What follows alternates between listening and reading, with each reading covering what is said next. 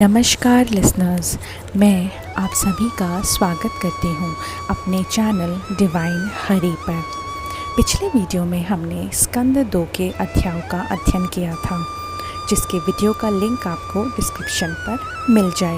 अगर आप हमारे चैनल पर नए हैं तो हमारे चैनल को सब्सक्राइब कीजिए और जुड़िए श्रीमद् भगवत महापुराण की इस आध्यात्मिक यात्रा से।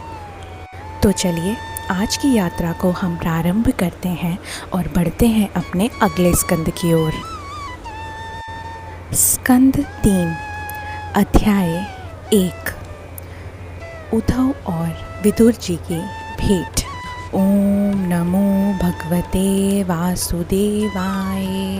श्री सुखदेव जी ने कहा, परीक्षित, जो बात तुमने पूछी है वही पूर्व काल में अपने सुख समृद्धि से पूर्ण घर को छोड़कर वन में गए हुए विदुर जी ने भगवान मैत्रेय जी से पूछी थी। जब सर्वेश्वर भगवान श्री कृष्ण पांडवों के दूत बनकर गए थे, तब वे दुर्योधन के महलों को छोड़कर उसी विदुर जी के घर में उसे अपना ही समझकर बिना बुलाए चले गए थे।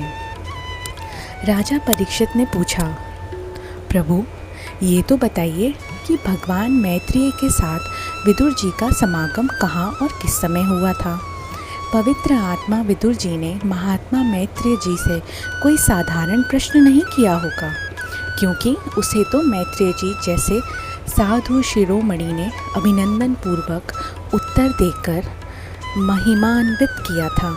सूत जी कहते हैं, सर्वज्ञ सुखदेव जी ने राजा परीक्षित के इस प्रकार पूछने पर अति प्रसन्न होकर कहा, सुनो। श्री सुखदेव जी कहने लगे, परीक्षित, ये उन दिनों की बात है जब अंधे राजा धृतराष्ट्र ने अपने दुष्ट पुत्रों का पालन पोषण करते हुए अपने छोटे भाई पांडु के अनाथ बालकों को लाक्षा भवन में भेजकर आग लगवा दी थी। उनकी पुत्र वधू और महाराज युधिष्ठिर की पट रानी द्रौपदी के केश दुशासन ने भरी सभा में खींचे। उस समय द्रौपदी की आंखों से आंसुओं की धारा बह चली। उस प्रवाह से उसके वृक्ष स्थल पर लगा हुआ केसर भी बह चला, किंतु धृतराष्ट्र ने अपने पुत्र को उस कुकर्म से नहीं रोका। दुर्योधन ने सत्यपरायण और भोले भाले युधिष्ठिर का राज्य जुए में जीत लिया और उन्हें वन में निकाल दिया, किंतु वन से लौटने पर प्रतिज्ञा अनुसार जब उन्होंने अपना पैतृक भाग मांगा, तब भी मोहवश उन्होंने उन अजात शत्रु युधिष्ठिर को उनका हिस्सा नहीं दिया। महाराज युधिष्ठिर के भेजने पर जब जगत गुरु भगवान श्री कृष्ण ने कौरवों की सभा में हित भरे सुमधुर वचन कहे, तो भीष्मादि सज्जनों को अमृत से लगे, पर गुरुराज ने उनके कथन को कुछ भी आदर नहीं दिया, और देते भी कैसे, उनके तो सारे पुण्य नष्ट हो चुके थे। फिर जब सलाह के लिए विदुर जी को बुलाया गया, तब मंत्रियों में श्रेष्ठ विदुर जी ने राज्य भवन में जाकर बड़े भाई धृतराष्ट्र के पूछने पर उन्हें वह सम्मति दी जिसे नीति शास्त्र के जानने वाले पुरुष विदुर नीति भी कहते हैं। उन्होंने कहा, महाराज, आप अजात शत्रु महात्मा युधिष्ठिर को उनका हिस्सा दे दीजिए। वे आपके ना सहने योग्य अपराध को भी सह रहे हैं। भीम रूप काली नाग से तो आप भी बहुत डरते हैं। वह अपने छोटे भाइयों के सहित बदला लेने के लिए बड़े क्रोध से फुफकारे मार रहा है।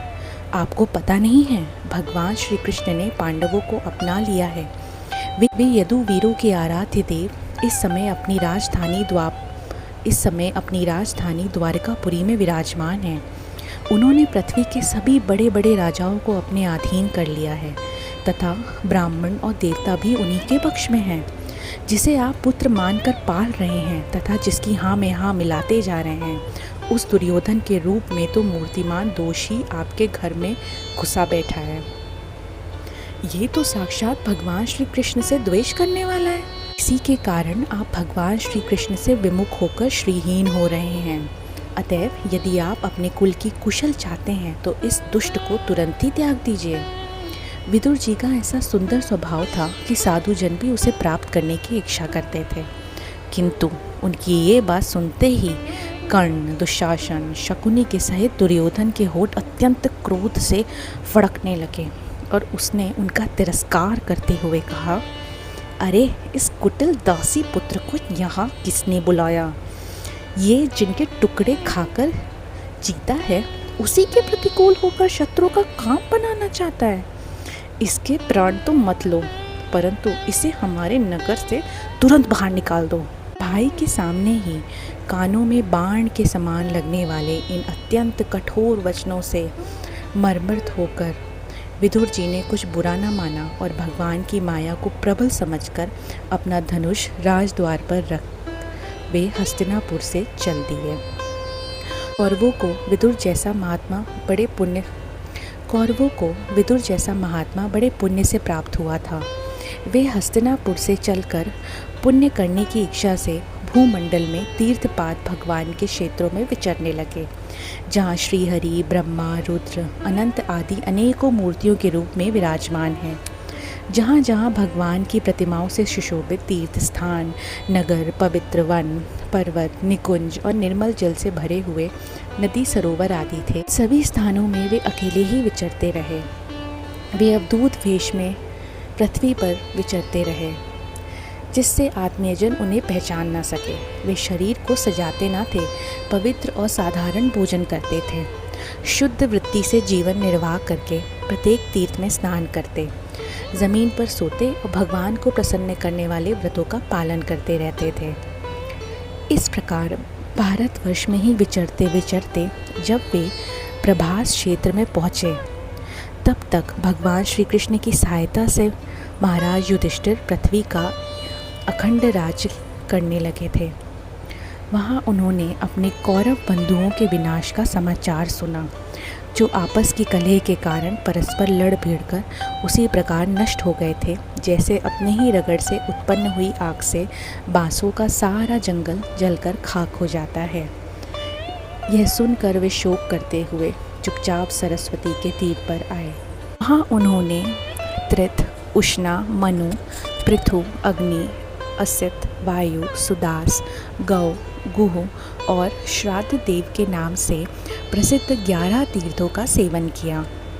इनके सिवा पृथ्वी में ब्राह्मण और देवताओं के स्थापित किए हुए जो भगवान विष्णु के और भी अनेकों मंदिर थे, जिनके शिखरों पर भगवान के प्रधान आयुध चक्र के चिन्ह थे और जिनके दर्शन मात्र से श्री कृष्ण का स्मरण हो आता था, उनका भी सेवन किया।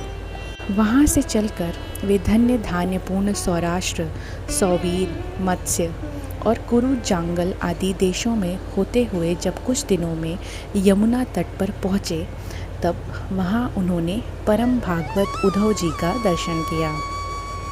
वे भगवान श्री कृष्ण के प्रख्यात सेवक और अत्यंत शांत स्वभाव वाले थे। वे पहले बृहस्पति जी के शिष्य रह चुके थे।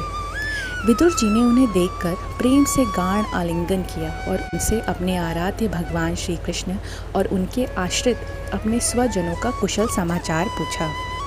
विदुर जी कहने लगे, उद्धव जी, पुराण पुरुष बलराम जी और श्री कृष्ण ने अपने ही नाभि कमल से उत्पन्न हुए ब्रह्मा जी की प्रार्थना से इस जगत में अवतार लिया है। वे पृथ्वी का भार उतारकर सबको आनंद देते हुए अब श्री वासुदेव जी के घर कुशल से रह रहे हैं ना? प्रियवर, हम कुरुवंशियों के परम सुहृद और पूज्य वासुदेव जी, जो पिता के समान उदारता पूर्वक अपनी कुंती आदि बहनों को उनके स्वामियों का संतोष कराते हुए उनकी सभी मनचाही वस्तुएं देते आए हैं, वे आनंद पूर्वक तो है ना? प्यारे उद्धव जी, यादवों के सेनापति वीरवर प्रद्युम्न जी प्रसन्न तो है ना, जो पूर्व जन्म में कामदेव थे तथा जिन्हें देवी रुक्मणी जी ने ब्राह्मणों की आराधना करके भगवान से प्राप्त किया था। सौम्य अपने पिता श्री कृष्ण के समान समस्त रथियों में श्री कृष्ण तनय सांब सकुशल तो है ना? ये पहले पार्वती जी के द्वारा गर्भ में धारण किए हुए स्वामी कार्तिकेय हैं। अनेकों व्रत करके जामवंती ने इन्हें जन्म दिया था, जिन्होंने अर्जुन से रहस्य युक्त धनुर्विद्या की शिक्षा पाई है। इस सात्यकी तो कुशल पूर्वक है ना? वे भगवान श्री कृष्ण की सेवा से अनायास ही भगवत जनों की उस महान स्थिति पर पहुंच गए हैं, जो बड़े बड़े योगियों को भी दुर्लभ है। भगवान के शरणागत निर्मल भक्त बुद्धिमान अक्रूर जी भी प्रसन्न है ना। भोजवंशी देवकी पुत्र देवकी जी अच्छी तरह है ना, जो देव माता अदिति के समान ही साक्षात विष्णु भगवान की माता हैं। महाराज युधिष्ठिर अपनी अर्जुन और श्री कृष्ण रूप दोनों भुजाओं की सहायता से धर्म मर्यादा का न्यायपूर्वक पालन करते हैं ना। मैं दानव की बनाई हुई सभा में इनके राज्य वैभव और दबदबे को देखकर दुर्योधन को बड़ा ढा हुआ था। अपराधियों के प्रति अत्यंत भीमसेन ने सर्प के समान दीर्घकालीन क्रोध को छोड़ दिया है क्या? जब वे गदा युद्ध में तरह तरह के पैतरे बदलते थे तब उनके पैरों की धमक से धरती डोल उठती थी। जिनके बाणों के जाल से छिपकर किरात वेशधारी अतएव किसी की पहचान में ना आने वाले भगवान शंकर प्रसन्न तो हो गए थे। वे रथी और यथुपतियों का सुयश बढ़ाने वाले गांडीवधारी अर्जुन तो प्रसन्न है ना। अब तो उनके भी सभी शत्रु शांत हो गए होंगे। उद्धव जी, भगवान श्री कृष्ण जन्म और कर्म से रहित हैं, फिर भी दुष्टों का नाश करने के लिए और लोगों को अपनी ओर आकर्षित करने के लिए उनके दिव्य जन्म कर्म हुआ करते हैं। नहीं तो भगवान की तो बात ही क्या, दूसरे जो लोग गुणों से पार हो गए हैं उनमें भी ऐसा कौन है जो इस कर्मधीन देह के बंधन में पड़ना चाहेगा। अतः मित्र, जिन्होंने अजन्मा होकर भी अपने शरण में आए हुए समस्त लोकपाल और आज्ञाकारी भक्तों का प्रिय करने के लिए यदुकाल में जन्म लिया है, उन पवित्र कीर्ति श्री हरि की बातें सुनाओ। इस प्रकार हमारा ये अध्याय यहाँ पर समाप्त होता है। अगर आपको हमारा ये वीडियो पसंद आया हो तो इसे लाइक करें और हमें कमेंट के द्वारा बताएं और हमारे चैनल को सब्सक्राइब करना ना भूलें। धन्यवाद।